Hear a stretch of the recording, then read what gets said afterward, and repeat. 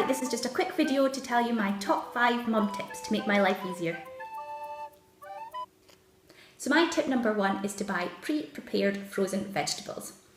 I knew that you could get little bags of frozen peas and carrots and things like that, but I didn't realise that you could buy pre-prepared frozen veg like these diced onions.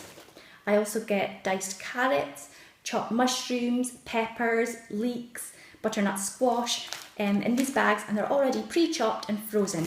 So it means you don't have to stand and chop the veg to make a dinner if you're in a hurry. And also because it's been frozen at the time that it's at its best, it means that when you go to use it out the fridge, it's not gone all mouldy and disgusting. You know that it's always going to be fresh when you go to use it.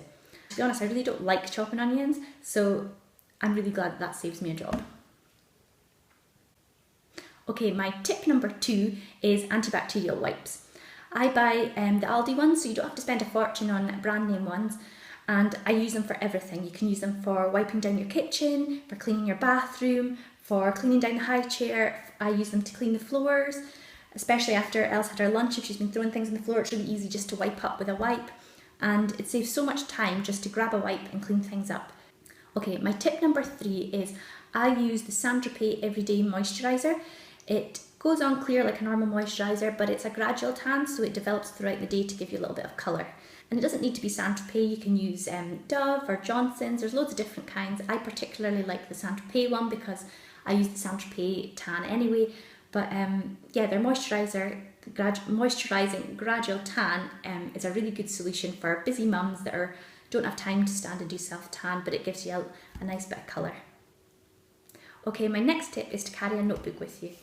I carry a notebook with me all the time, and it means that if there's anything I think of, I can write it in the notebook and deal with it when I get a minute. My memory can be terrible, so if I write it down at the time, then I'm not going to forget it. And if I think of things that I need to get in the shopping, I can start a list.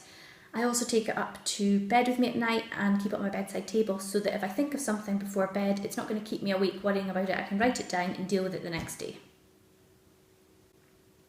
Okay, my last tip is audiobooks. I hadn't listened to audiobooks for a lot of years, probably since I was at school maybe, but I found since having Elle, my youngest daughter, who is now a year old, I don't have as much time to sit and read a book, so I quite miss the escapism of reading a book. So by putting on the audiobooks, you can sort of escape into someone else's story and just enjoy that for a little while.